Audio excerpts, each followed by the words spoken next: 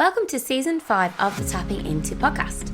This podcast is sponsored by Olverum, an award-winning cult beauty and well-being brand steeped in ritual, powered by nature, focused on self-care and finessed by science. They have a wide range of products for you to try, from their signature bath oil, body scrub, bath salts, face oil, and so much more.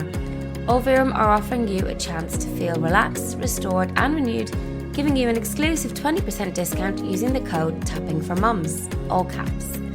In this week's episode, I talked to manifesting queen Emma Mumford. Emma is the UK's leading law of attraction expert.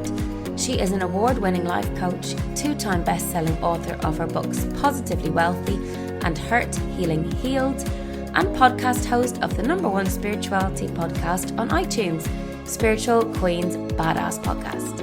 She even interviewed me for an episode, and that was released on the 29th of May 2023, so do check it out if you like. In this chat, we discuss the rise of the focus on money as a whole and how asking for money is hard. We chat about the energetics of money and abundance and the fact that we don't need to be healed to start manifesting. However, the quality of our manifestations improves the more we do the inner work. With awesome one-liners such as manifestation isn't about perfection and manifestation is a co-creation process, you'll be left with an understanding of the 5 laws of manifesting and get some great tips to get you started. I hope you enjoyed this conversation, and as always, share your feedback with myself and Emma in an email or DM, or leave a review on Apple Podcasts. Enjoy the episode.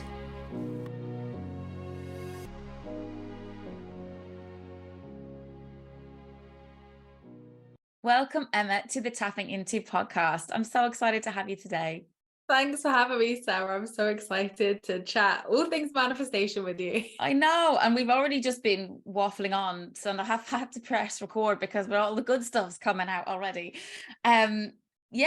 Manifestation, a huge topic, and I don't know if this is just me, and I'm sure it's not, but I am seeing more and more people, and women in particular, wanting to claim their birthright, claim their wealth, be wealthy, be abundant, not have to worry about income and the stress of 9-to-5s and worried about bills. And I think we're starting to talk about money more. Is that just my experience, or are you seeing it too?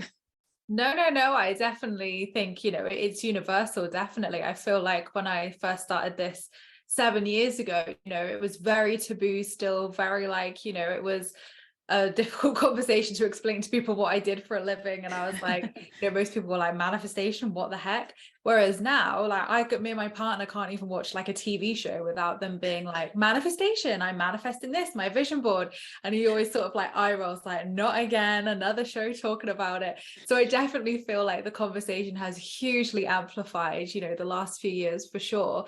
And absolutely around money as well, because, obviously my background is in finance and money, but definitely people are being more aware and also taking power and reclaiming their power with their finances, thinking, I may be employed, I may have a salaried job, or maybe you do run a business, but, actually I can take control of my finances and change my financial picture and, achieve my financial dreams with using such tools as tapping, as you do, manifestation. So it's really, really good that, especially women, because, as we know, the support and education is not always there. I feel it's really good that these conversations are happening and more people, are learning more and are trying these things and diving into that conversation. What I love is people are connecting spirituality and money, because previously I have felt, and I've seen in the spiritual and wellness world around me, that we are afraid to ask for money, that money is a dirty word. We very quickly can talk about abundance or even the word manifesting, but the word money and asking for money has been difficult for people in the wellness industry because we feel we are in service. But that doesn't mean that we don't. Well, I suppose it means we're devaluing ourselves, and a lot of people would discount their prices or give a lot of things away for free. And how is that changing and shifting? Can you see? And I think there's two kind of the ends of the scale with it, really. Like, you know, it's definitely a conversation that has always been there as far as I've been aware, you know, when I spiritually awakened. And obviously my past and background was in, you know, I was a banking manager, so I worked in finance. And then obviously I had my couponing and money saving business. So I was all about money saving and budgeting and money financing, all of that jazz. So to then come into the spiritual sphere where, again, these stories were, you know, playing out, and I was like, wow, okay, like this is really interesting to see this like total shift when you come into like the spiritual world. And, you know, it is really difficult because you do feel like, you know, I am of service. We're here for a beautiful purpose, and, you know, more and more people are awakening. So why shouldn't we help people? And I think that that's an incredible quality to have, to want to help people and to want to share things with people. And that's a great positive. But equally, at the end of the day, you know, our mortgages, our bills, they're not going to take, you know, an energy exchange, or they're not going to take, you know, like a gratitude payment. They do want hard, cold cash. So if we could pay our bills with gratitude and no energy exchange, oh my gosh, we'd all probably love it.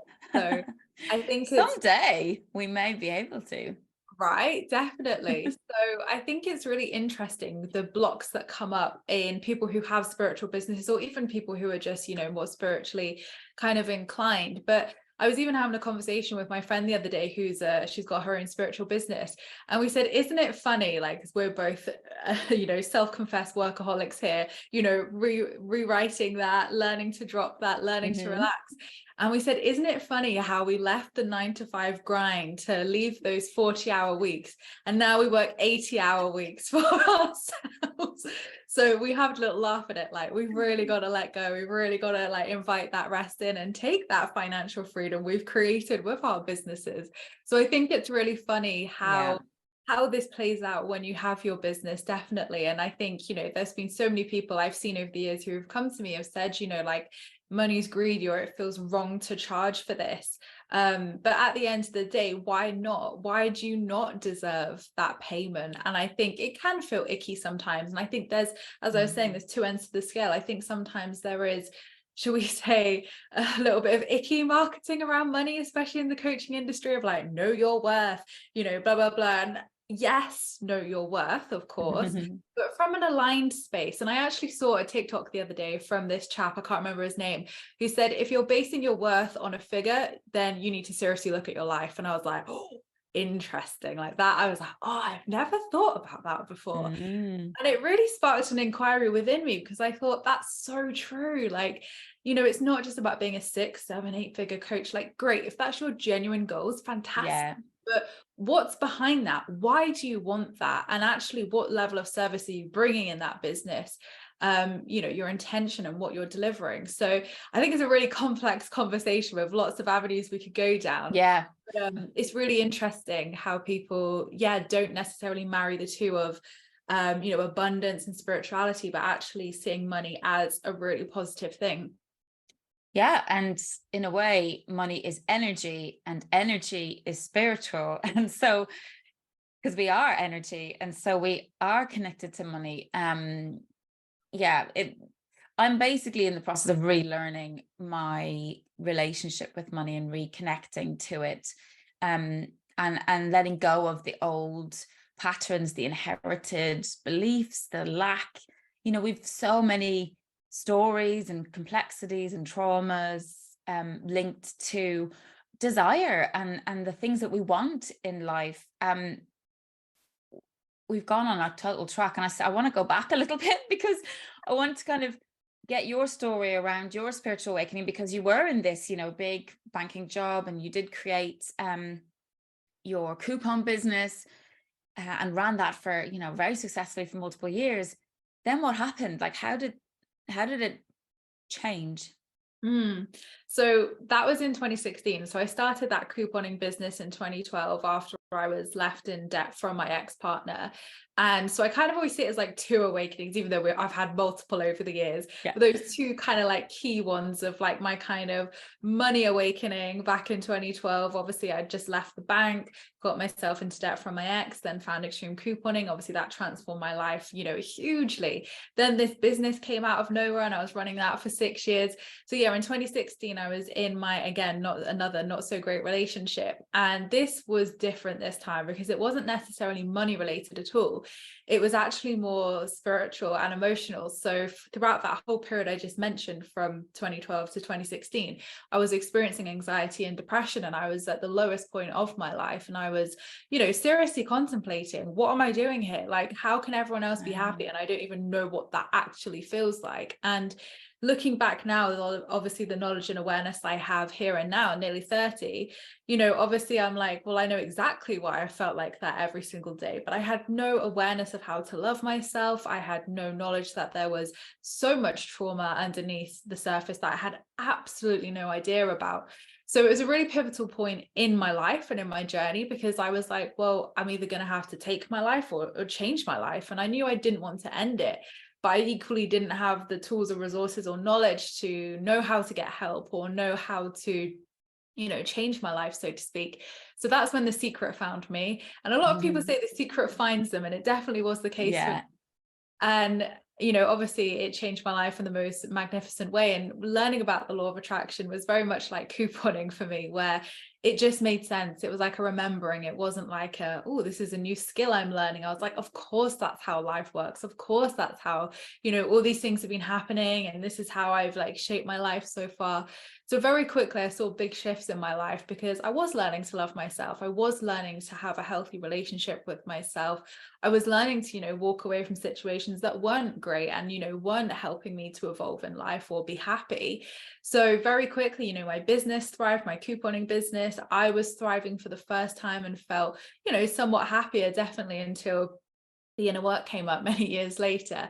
But I would call that definitely my spiritual awakening at that point. And about a year in, I started, obviously, over that period, talking about the law of attraction and like, bringing it into my money work, because it was something that I was really passionate about and people loved it. I thought people would think, money, law of attraction, no Emma, but people loved it. So I was really lucky that my audience and my followers loved it as much as I did and were interested or already knew about it as well. So 2017 is when I decided to fully put both my feet on my spiritual path, and I manifested the seller for my couponing business, because that had got so big. Like a one-man show running that business was just impossible at that time. And Wow. I'd grown it to what it was, but it needed a team of experts. It needed a team of people to really take it to the next level and help even more people.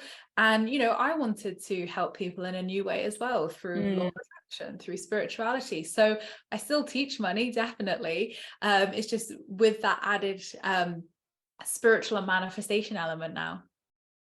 Do you feel like, I suppose at that time, it was almost perfect timing, really, wasn't it? Because you're at the precipice of a change collectively that we've all, maybe a lot of us, have gone through, in terms of reconnecting and awakening to the fact that there is spirit, there is another part of us that we potentially haven't acknowledged and connected with. Did you have teachers along that way, like mentors, coaches, people supporting you doing that deeper work? So in the beginning, very like at the beginning stages, it was mainly just books and videos and things that I was watching. Because again, I wasn't really aware of that you could work with a coach or anything like that. I was a complete newbie. Yeah. I had worked with a counselor and therapist before I spiritually awakened for my anxiety and depression. And I'd had some kind of like shifts with that, but nothing was really long-term. Nothing was really kind of helping those, long-term effective shifts. So really, I started to then, shall I say, work with people probably more in the last few years. I feel like books have been my biggest teachers, and like, following people like Gabby Bernstein and watching her videos, Rebecca Campbell, I love her work as well, Kyle Gray. So I feel like they've been my like unintentional mentors through their books and work, definitely. But I would say like actual people that I'm working with now, really came to the forefront, I would say probably in 2020 for me, when we all went through another big collective upgrade. And that for me was when the inner work started coming up and came up thick and fast. So inner child work was the first thing that came up for me. Mhm. And eventually I got diagnosed with PTSD, which was a complete shock to me. I didn't in a million years think or know that was what was going on. Wow. So yeah, from that space, I've been working with multiple people over the years with all sorts of modalities, from like family constellations, sound healing, EMDR, IEMT. Oh gosh, there's tons. So I feel like Tapping. tapping, yes, of course. So yeah, I feel like since 2020, that's really kind of come to the forefront for me. Yeah, and I suppose around that time, well, I mean, it's been building, but there are so many more people now supporting in these amazing different modalities. And there isn't just one fix, is what I'm kind of realizing. Because again, I actually, next week's podcast is about family constellations. So we go into that piece. And, you know, that's the whole other section of trauma that perhaps is kind of unknown to us, you know, around the ancestral and generational trauma.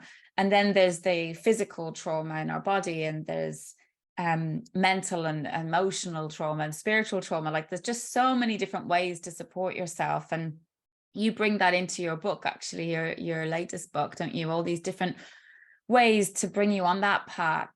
What was it? From hurt, healed, healing, healed. Yeah. I love it. Yeah, and I think it's so important because I think, again, the missing piece that I had along my journey was I was manifesting all these incredible things, but felt so unfulfilled. I felt that void was getting deeper. I had manifested, oh my gosh, like the most intense relationship healing wise ever. And everything was coming to the surface. So for me, I couldn't avoid it anymore. Like I was like, right, oh my gosh, all these things are coming up. So I'm always someone who loves trying things and like diving into different tools and modalities. I'm always quite curious with how things work. I've obviously worked with the emotion code and body code and the Healy that you're wearing as well. So, oh my gosh, I've done so much. But what I realized was that doing meditation, because before that, I used to do a heck of a lot of meditation and work with people in meditation. And as much as that does, and I saw huge shifts with that, I realized that actually my cognitive mind was not being addressed, or, you know, there wasn't things supporting that. And also the physical body, because I had a really, really bad hormonal imbalance come up where my prolactin was dangerously high, in my doctor's words. And obviously I had no idea until I kept pushing for these blood tests, because I knew something was seriously wrong with me. And, you know, on the outside, it just looked like I had a bit of acne, even though it was really bad. You know, I'm so glad I pushed for that and pushed for that diagnosis, because I could have been in a really, really bad situation had that have continued, or, you know, I hadn't addressed it. So my body was telling me, my body was like, there's trauma coming up, there is stuff coming up, you need to deal with this. And, you know, it all came through my hormones, all came through my womb space. So for me, obviously, knowing and realizing that it's not enough to just work on the spiritual side of things, like we do have to work with the cognitive, we do have to work with mind, body, spirit, and know that our physical body is storing that trauma as well. And, you know, we need to support our human self, because I think sometimes we're so focused on the spiritual and being here, there, and everywhere that we forget we are humans having a human experience. And we've only got one body, so we've got to look after it, we've got to nurture it, and our body, you know, keeps the score, as the famous book says. Yep, absolutely. For someone who's new to manifesting, so you kind of alluded to something there, which is quite interesting, that you don't have to be healed to manifest your dreams, right? Because you had been manifesting these things, even though maybe you weren't feeling totally fulfilled by them, or it wasn't nurturing your soul. So we can, like, we don't have to be fixed to, not that that is any, well, like, I mean, it's never going to happen, is it? There's no end destination. But some people think like, oh, I'll have to do this work before I can do manifesting, or I have to be this kind of way before I can have what I want. So that's obviously not the case. So how does it all work?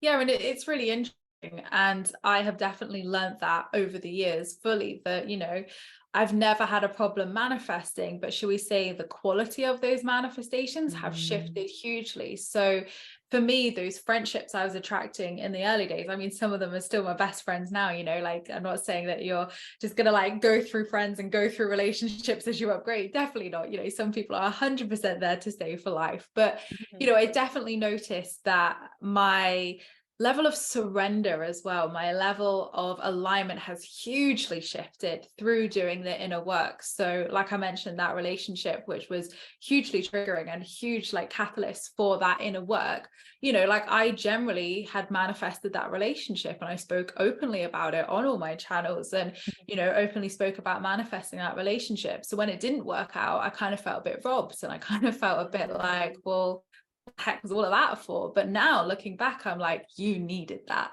And I really do believe that we get what we need, not always what we want. And I've really found over the years with my manifestations that I had to manifest all of those things to realize that that's not what I'm here to experience. I do deserve more. I do deserve the best and better. And that actually those experiences gave me valuable life lessons and valuable experience and healing that I maybe wouldn't have had if I hadn't have had those relationships or hadn't have had those opportunities. So for me, I see, well, actually, every single one of those manifestations was still amazing in their own right and exactly what I needed in that time of my life. But they were giving me such a gift and blessing to be able to experience a level of fulfillment and happiness, that I do genuinely have today. But I wouldn't have that if I hadn't have gone through that. And I wouldn't have had that catalyst to, bring up that inner work without those experiences. So, I talk about in Positively Wealthy how I manifested everything off my vision board, and then realized how unfulfilled I was and that was a serious problem. And I think so many people feel like this, but nobody was talking about it. And they were thinking, oh my God, I'm this big fraud. What's going on? And I definitely felt like that. I felt like I was this fraud who was this manifestation teacher who felt miserable on the inside. Now, of course, I felt happiness in some aspects of my life. It wasn't all doom and gloom, but ultimately I knew I wasn't in my true alignment and really, like living the best life, quote unquote, so to speak. So definitely I noticed doing that inner work and addressing the things that came up, it became easier to manifest. First and foremost, the level and quality of those manifestations were way and more amazing than I could ever, picture in my head. And the universe met me and supported me more because I was in that, in that energy, in that vibration, so to speak. But circling back to what you said about needing to be fixed to manifest things, I think it's such a huge misconception. And I definitely, when I was manifesting the relationship that I'm in now, was very much like, I need to be healed. I need to be this like perfect person to like manifest a relationship. And my good friend George said to me, Emma, no, you don't. That doesn't exist. And you need to learn on the job too. You are always going to learn on the job, and there are always going to be things that come through that relationship. So no, you're not going to be this perfect healed person, because there's more lessons and blessings and, things that life happens when you're in that situation too. And I didn't manifest, the partner that I'm with now when I was at my most healed. Ironically, I was in a fantastic place in my life, but I hadn't even been diagnosed with PTSD at that point. So this is proof that sometimes the work happens on the job, because as soon as we got together, I was finally in a loving, nurturing relationship for the first time in my life. So my adrenals and nervous system was like, then I got diagnosed with PTSD. And, I was on that journey of, going through everything that had happened in my childhood, like having all these epiphanies of things I didn't even know had happened. So, for me, it was a very confusing time, because I thought, what on earth happened? Like, I've manifested this amazing person and we're so happy. And then all this inner work's come up to the surface. So or maybe that's because, why? Because you felt safe and loved and secure in one aspect of your life, allowing you that opportunity to dive into the harder stuff and remember and go there and unearth it, knowing you had the foundation with you. Absolutely. And I do believe, everything's going to come up at the right time for you. And I think that, it's manifestation is not about perfection. It's about your journey with it and knowing that you are going to have to learn on the job too. It's like parenthood. I mean, Jesus, it's like the hardest job in the world you cannot prepare for. It is a total on the job life lesson in surrender and the fact you have no control. My friend Johnny actually said a really good thing to me. He's a parent of dogs and of children too. So I don't have any children at the moment, but before I was getting my dog, I said, oh yeah, Johnny, I've read all the books, like I'm feeling so prepared. And he was like, Emma, as a good friend said to me before my son was born, the baby hasn't read the book, the dog hasn't read the book, so good luck with that one. Yeah, absolutely. On the job it is. But you know, there's a whole load of gifts and lessons in that, as you just described. So the law of attraction, manifesting, how do we get what we want? Through honoring yourself is the simple answer, but to take that deeper, obviously, you know, I believe there's 5 steps to the law of attraction. There's 3 in the traditional teachings of ask, believe, receive. But when I was writing my first book, Spiritual Queen, you know, I was thinking, well, that didn't kind of help too much. Like it did a little bit, it gave me a little bit of direction, of course, but actually I feel like there's so much more to this that, you know, and I looked back at all my examples of what I'd manifested. I'd gone through like a little like data analysis of like, right, what was I doing at that point? What was my client doing at that point? What worked? What didn't work? And I really feel like sometimes actually knowing these 5 steps, like, oh my gosh, takes so much confusion away from people that actually they can have huge shifts just from actually knowing where they are on that journey. So yes, it's about being intentional in that first step of ask. Yes, it's about, you know, clearly asking, because we'll use money, for example. If you're like, oh, universe, I want to manifest some money. Well, you might find £1 in half an hour and the universe will be like, there you go, there's your money. And you'll be like, no, I wanted £100. What do you want about? So we've got to be clear. We've got to ask. We've got to have that crystal clear intention, because the universe reflects back to us. So the more crystal clear clarity that you turn up to that divine mirror of life with, the more clarity and the more clearness is going to be reflected to you through your abundance, through your manifestations. So asking is important. And it is the first step for that point. You know, you do have to ask. So ask regularly. If you want to manifest regular abundance, are you setting regular intentions? So being intentional is so, so important with anything that we do in life, but especially with manifestation.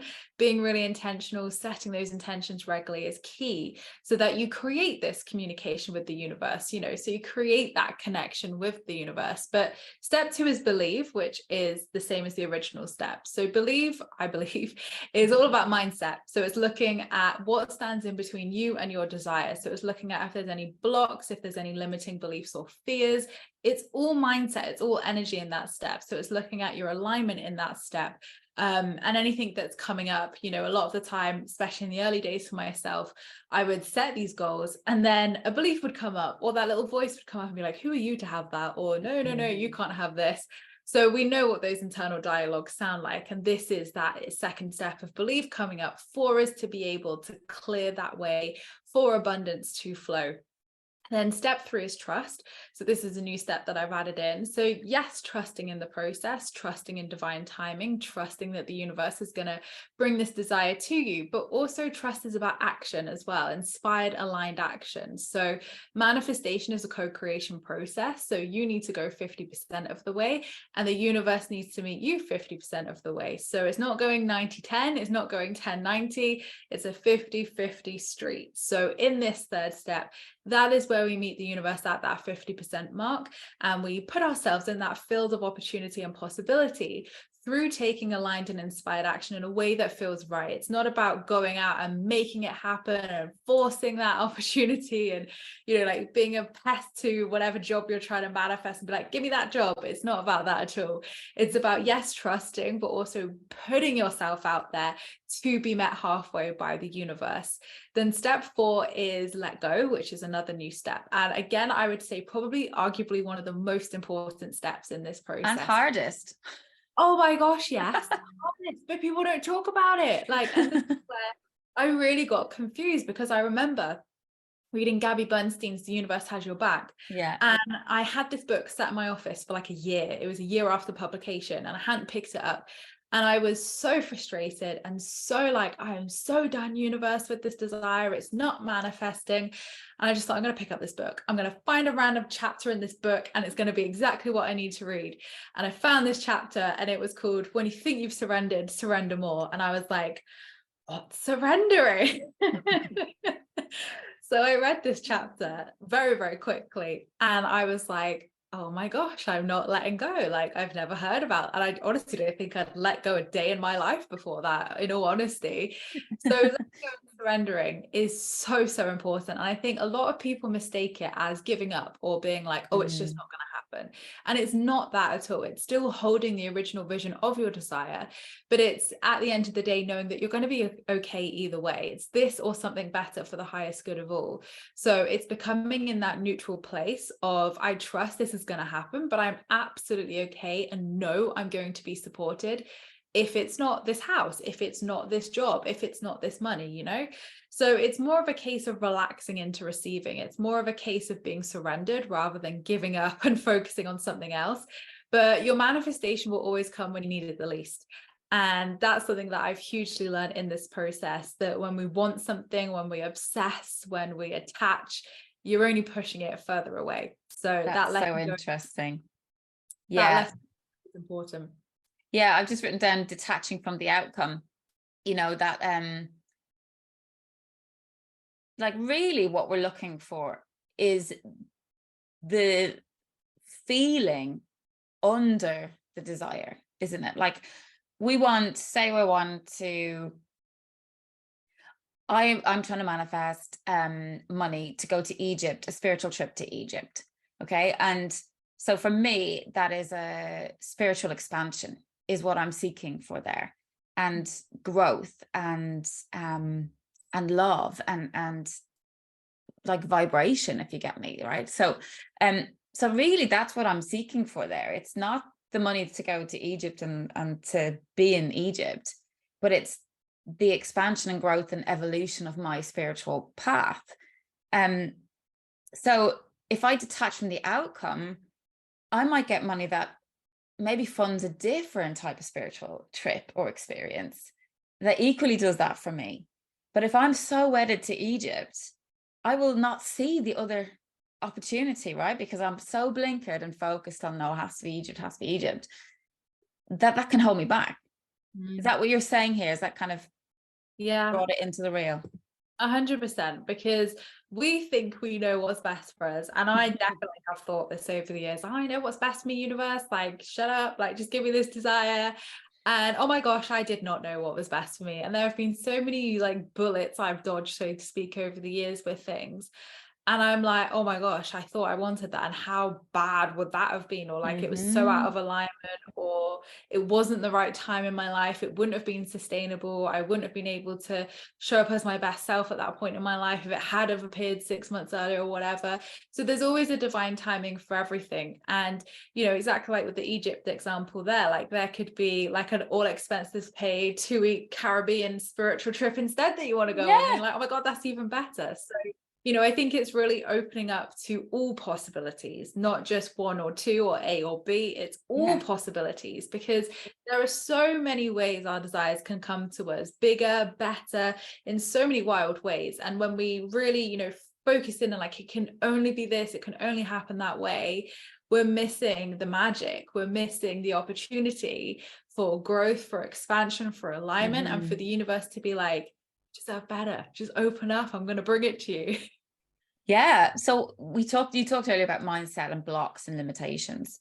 How is our mindset actually blocking that energy? So this energy around us, the universal abundance that wants to provide to us. However, our experiences, traumas and pains and belief systems are creating some form of energetic block. How does that work? And how do we drop that? I mean, I personally know how I do that, and I do that a lot with tapping to change my mindset. But from your perspective and what you've learned and seen on your manifesting journey, what's the quickest way to like let go of those barriers? There's definitely tools and modalities that I would say are like the quickest ways to let them go, and I will definitely go into that for sure. But in terms of why they block us or how they block our manifestations, it's because we are an energetic match to our desires. Everything's energy, as you mentioned earlier. So obviously, if we are to become that energetic vibration, if we're to embody that version of ourselves who has that house, who has that money, who has that partner, who has that car, whatever, is that version of yourself really going to believe they're not worthy of it? Is that version of yourself really going to feel, oh my gosh, how can I look after or nurture that relationship? Oh my gosh, like I've got all this stuff from my past. No, they're going to be happy, they're going to be enjoying their life, and you wouldn't want that in that manifestation either. So really, it's looking at what our past experiences and fears are and traumas, and essentially releasing that to become that version of ourselves who has our desires. So it's almost like radio frequencies, like an old school radio, where you're kind of like tuning in and tuning into the stations of, it's just attunement, that's it, it's just switching onto that right channel, boom, there's the abundance. So really the blocks come from that misalignment with the fears, blocks and beliefs. So it's almost like we're putting out that energy and that vibration of, I want to manifest this money, but then our subconscious, our mind is saying, oh, but you're not worthy of it. So it's almost like you put out the energy and then, oh, it comes back because we're not sure. So it's almost like that conflicting energy, so to speak. And that's why it does block us, because our intention is not just like radiating out and, attracting that to us, because that fear, that belief, or that trauma, whatever it is also amplifying out, is also radiating into your connection, into your energy, into your aura field, into everything, right? Mm-hmm. So again, it's not about perfection. It's not about saying, right, we must fully remove that belief before that desire comes to us. But it's like affirmations. The easiest way to explain this is with affirmations. A lot of people repeat affirmations and feel absolutely awful afterwards. And that is not how you should feel with affirmations. Mm-hmm. The reason why people feel awful or think they don't work is because they're repeating an affirmation which doesn't match the level of belief they're at. So they're repeating an affirmation of, I'm a millionaire, and thinking, no, I'm not. Like, come on. And you instantly stop the law of attraction. Blocking it. Yeah. You're blocking it straight away. But when you repeat an affirmation and simplify the original affirmation, so if I'm a millionaire and that's what your goal is, and you're like, actually, that feels like a 0 on the belief scale out of 10, rate your affirmations or rate your belief in whatever you're trying to manifest.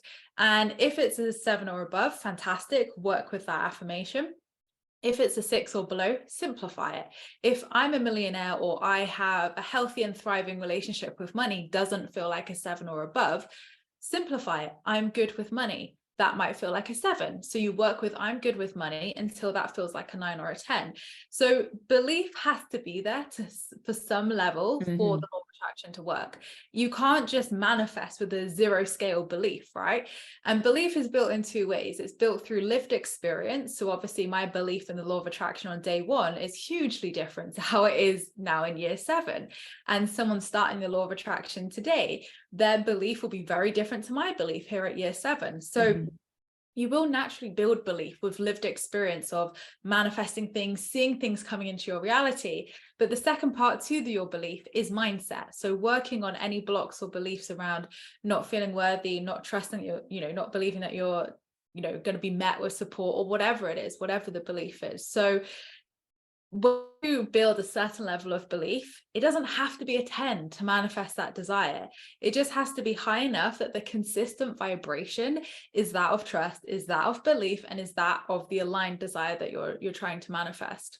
Yeah. So your overall frequency is over 50%, basically, isn't it? Because like your joy and your happiness and the peace and contentment in your energy field is at a higher level to attract more of that in. But if your anger, resentment, and guilt and shame was at a 60%, then that is the energy that is being attracted into your energy field.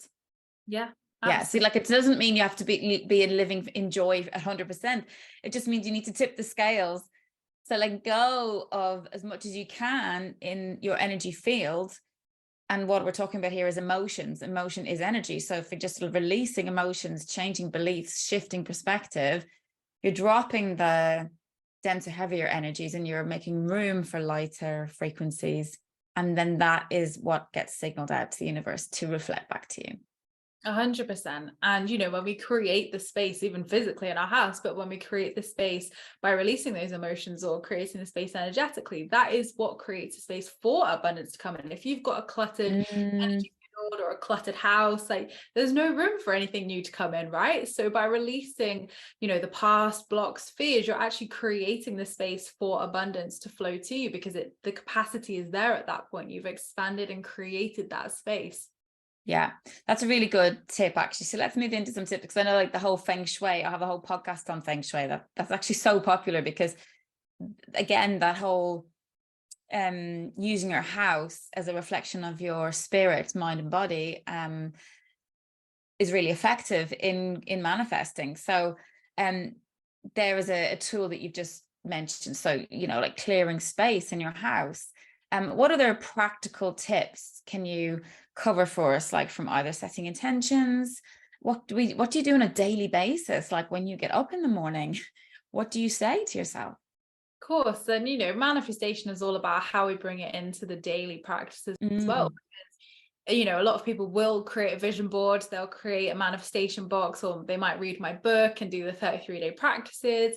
And they'll be like, great, yeah, put that down, all done. And it's like, no. If you want regular abundance, you have to be manifesting regularly. And that's not to say every day you need to wake up and repeat your affirmations or go down your vision board and look at every single one. Nobody's got time for that. Please, let me reassure you. Being intentional is not about hours and hours. It's actually about the energy and finding those rituals and practices that bring you the most joy, because joy is the ultimate creator. Yeah. And just to circle back quickly before I forget to what you said in your last question, when we are experiencing the emotions, so think about the version of yourself who has that job, who has that relationship, who has whatever it is, what emotions are they feeling? What are they doing daily? What are they wearing? Who are they with? Ask yourself those fundamental questions and start to embody that here and now. So if they're feeling joy, how can you cultivate more joy? If they're feeling peace, how can you cultivate more peace in your daily life? So I always think embodiment is the huge secret to manifestation. So start to embody that through action, through intention, through emotion, through the inner work, etc. But how you can kind of bring that down into a daily practice is so simple. Gratitude is the best attitude, and gratitude can shift so many things in our lives. It can shift your mood. It can help you to be more productive by having a morning practice. And when I wrote Hurt, Healing, Healed, there's a statistic in there which I found from Sleep Judge back in 2021, where they interviewed, I think it was like 1,000 or 1,500 Americans, and found that people who had a morning routine, whether it was spiritual, whether it was exercise, it didn't just have to be spiritual or law of attraction. Anybody who had a structured morning routine on average earned a whopping $14,000 more than people who didn't. And they really explored the logic behind this. And they found that by having a structured morning routine, the people were more proactive, they were more productive, they were more positive, and their whole day was shaped completely different to the people who weren't doing something in the morning. So wow. I just feel, even with that huge statistic, why are we not doing that? But equally, it really does help your mindset, your vibration, obviously, clearly financially, it helps as well. So there's so many benefits just from scheduling out even 5 minutes in the morning. That's it. It doesn't have to be an hour. 5 minutes, that's it. If you only have 3 minutes, then do 3 minutes. And you might want to write down some gratitude in a notebook, or say it out loud, or think it in your head, whatever you prefer. Just write down, what are you grateful for today? Why are you grateful for that thing? Just a couple of things. What are you grateful for? That can shift your whole mood and your whole vibration in seconds by doing gratitude. I know I've had, times in my life where I felt funky, or I felt just like, oh my gosh, I'm feeling it all right now. And I just turn to gratitude and, instantly feel that shift, because I'm changing my vibration. I'm focusing on what's going well instead of focusing on what's stressing me out. So gratitude's a fantastic one. And I also really love to do tapping in the morning as well. I love doing different tapping videos, and, whether it's for abundance, whether it's to shift my mood, tapping is a firm favorite of mine in the morning. And even just like pulling an oracle card as well. I love to do. I love that. Just to set an intention for the day of what should I be focusing on today? It's that's my time in communication with the universe of, what should I do today, universe? What's coming up for me? What do I need to know right now? So you can even just build your connection with the universe through something as simple as that. Yeah. Not to talk about this too much, but that's kind of what I'm using the Healy for. So the Healy is a quantum frequency personal device. You have one too, we've just discovered, so that's awesome. And every day when I wake up, I grab the Healy before I even kind of get out of bed, and I kind of just think to myself, like, what do I need today? What is going on within me that needs some extra support? And a program of some description will come up, and I will then run the frequencies on that program. And sometimes I'm up and out about and I'm creating breakfast for the boys as the program's running, or other times I'm able to lie there and just kind of really, enjoy the frequencies and the relaxation. And then again during the day. So like what I'm realizing is it's having a lot of different impact on me, but it's making me focus on intention, because it is created to work with intention. There's a coaching program in there where you put in your focus and goal, and then it shows you the blocks and limitations to achieving that goal that you can then work on. We did it in the tapping group the other day. We then tapped on all the stuff that came up, and it was so relevant. It was so powerful.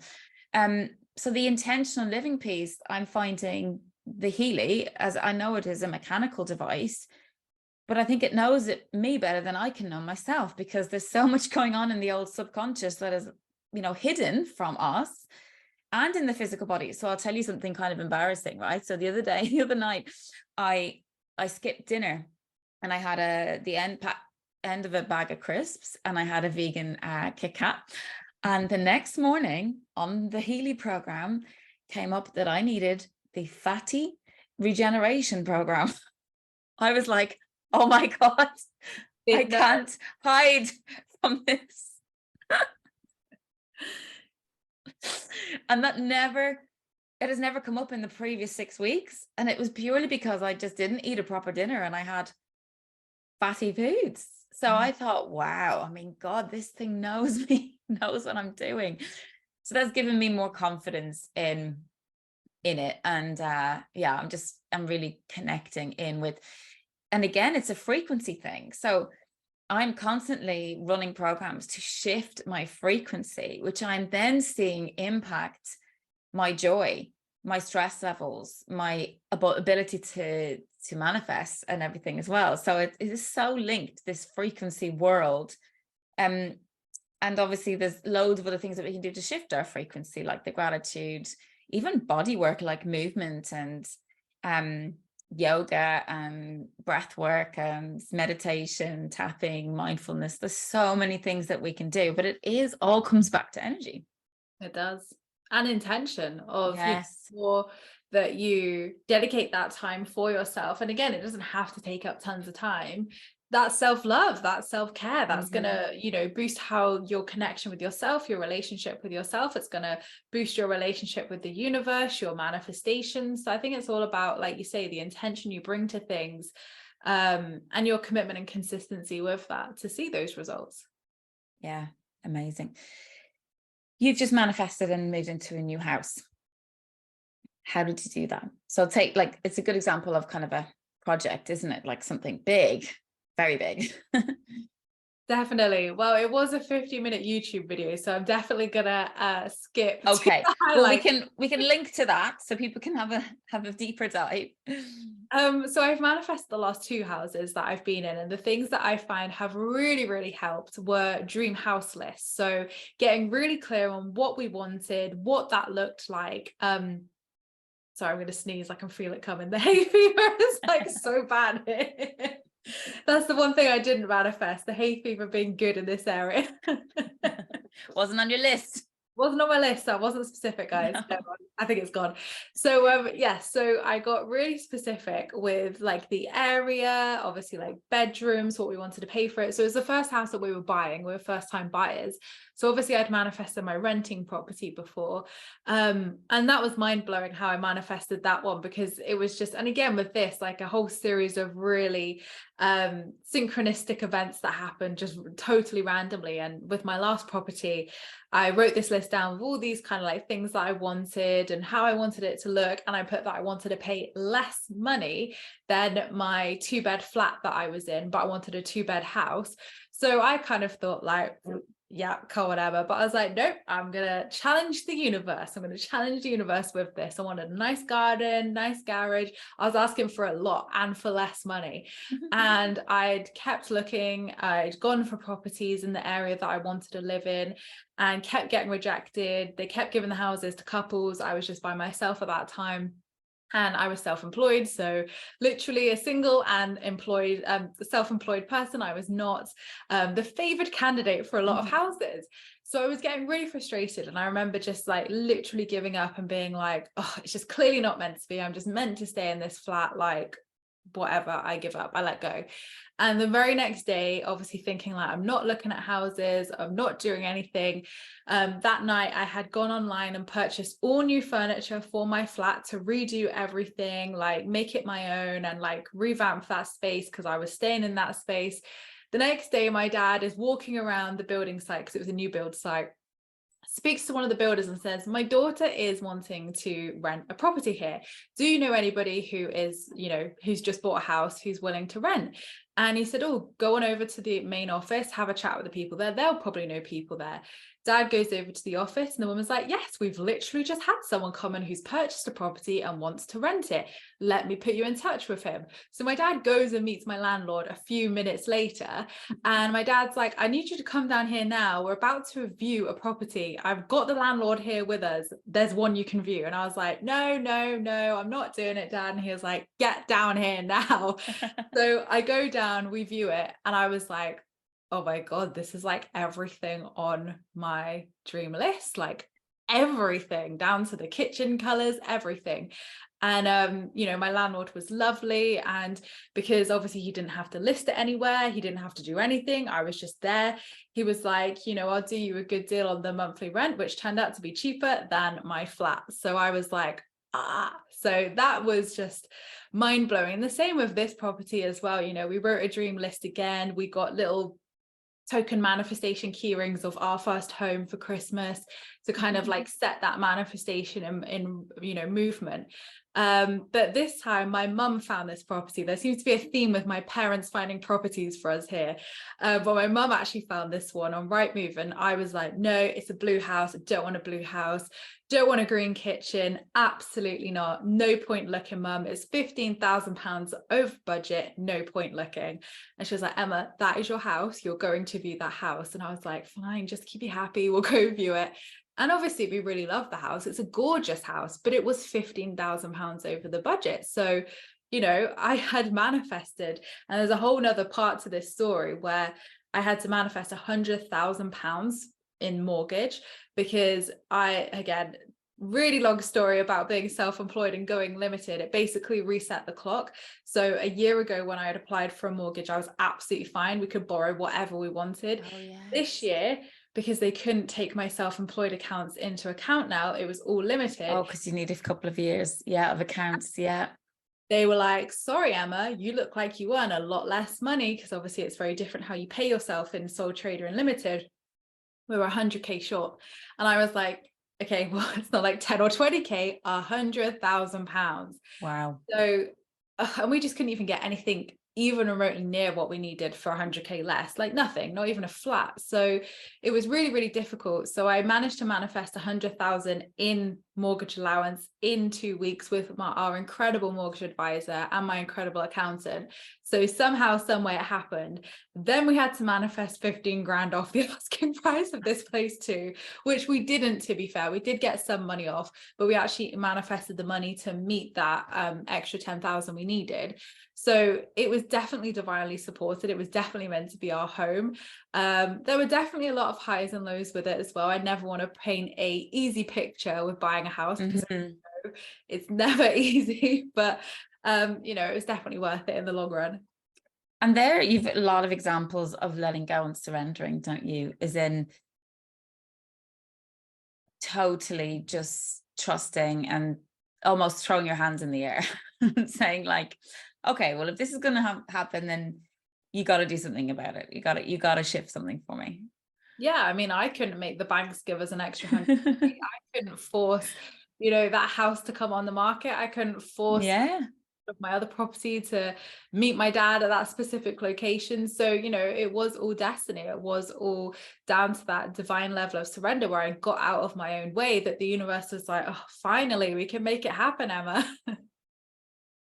Funny, like that manifestation is really just intentional living, isn't it? It's like just being very purposeful and aligned with your soul, your spirit, like what you desire. So really, it's worth spending a lot of time on what it is you desire and what it is you actually want, because I'd say we're just all putting out completely mixed messages to the universe, and the universe doesn't really know how to support us because we're not really clear on what it is we want. Yeah, and I think sometimes we have to be clear on the support we want as well. I think we just assume the universe can read our minds and know what we want at every given time. And, you know, yeah, it can to some degree.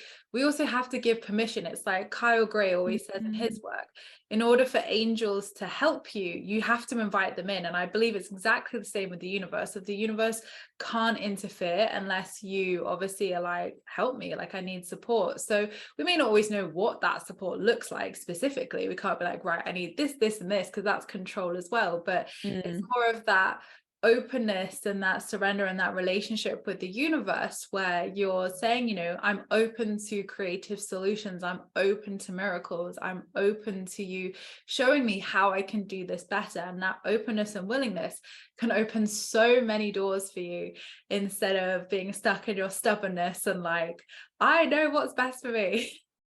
So there, yeah, that's leaning into the surrender piece, isn't it? And the openness. So the openness to miracles. Amazing. Because I was going to ask you, what are the best ways to ask for support? So you kind of just answered that already. Simply ask for the support. That is the best way. Help. Yeah, ask for help, ask for support. That may look like spiritual help, that may look like asking a friend for help, that may look like asking a counselor or therapist for help. You know, help can look like so many different things. And you know, so many beautiful things have happened in my life from asking for help in all forms. And you know, it's good to be able to receive, it's good to be able to feel that support too, and not just, you know, like have to do it yourself all the time. Oh God, 100%. I mean, feels like a burden to carry, isn't it? Just feeling like it's all on your shoulders when actually it's not. And we do need a support team around us. I mean, especially on the healing journey and the return to self journey, we're not experts in all these different areas. We need experts and help in these different places. One of the things that popped into my head there was around openness, was around listening to our messages. Because if we say we're open, like I'm open, but then all these opportunities come our way and we don't see them, we don't acknowledge them, we don't follow them, we don't act on them, we don't feel them, then we're not receiving the help that is coming. So how do we genuinely allow ourselves to receive? Because I know a lot of women in particular, and mothers, we give all the time. How do we allow ourselves to receive? Is that linked to self-worth? Oh my God, 100%. And I'm glad you asked that, because we never got to the fifth step of receiving the steps. Yay. It's circled back round beautifully. So and a lot of people are obviously like, well, receive is celebrate, woohoo, my desire is here, fantastic. Haven't got to do anything. But that's a mistake as well. And you know, a lot of the time, especially in The Secret, it wasn't really described in this way. It was like, yeah, your desires here, celebrate, fantastic. So that's what we've been taught. But what I found over the years is that my capacity to manifest has hugely grown through my up-leveling of receiving. And I'm definitely like an independent woman who, again, had wounding around receiving. And I was like always the giver, always the person who would just like make things happen, support myself. So actually learning to receive and let go and balance my divine feminine energy was like the most like nails down a chalkboard moment for me, because I was like, oh my God, I have to receive, I have to trust, I have to let the universe meet me. But actually by doing that, something really beautiful happened, where I learned that actually there's so much power in allowing ourselves to receive. And I always ask this question at any talk that I do. I say, how often do you allow yourself to receive in life, whether it's love, money, gifts, support, hugs, whatever?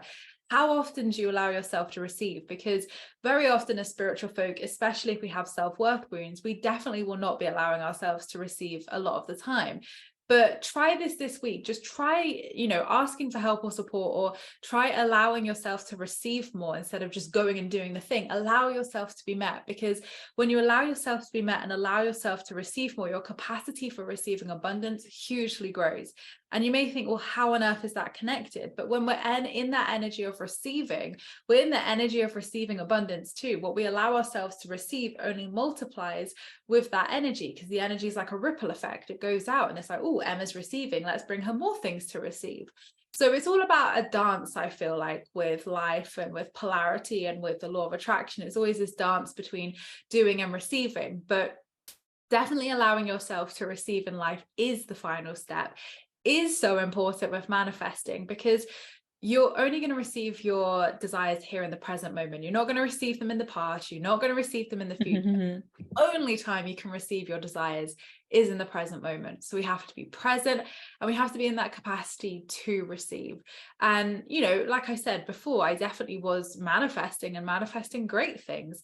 But actually now manifesting is so much more effortless for me, because I realized that doing less attracts more. I realized by allowing myself to receive, I allow myself to receive so much more abundance. Wow. I think there's nothing more to say. I think that is just like the gold, and so powerful. Again, you said power in receiving. Like, that is just such a lovely thing for us to remember. We give away so much of our power, and it's time to call it all back now in so many ways, and in aspects, through space and time. Let's just all call our power back now and just allow ourselves for all the good to come and drop in. And that one thing I've learned on my journey is no one is more worthy than anybody else. We are all equally worthy of receiving all the abundance in the world. And if everybody thought like that, like, can you imagine how amazing the world would be? Exactly. It would be incredible. Well, let's hold a vision for an abundant life for every single person. That would be nice, wouldn't it? Thank you, Emma. That was amazing. I mean, I could keep you for totally another 2 hours, but I will have to let you go. And I'm very, very grateful for your energy, wisdom, experience, and for your sharing with us today. Thank you so much. Oh, thank you so much for having me, Sarah. It's been so much fun. Thank you.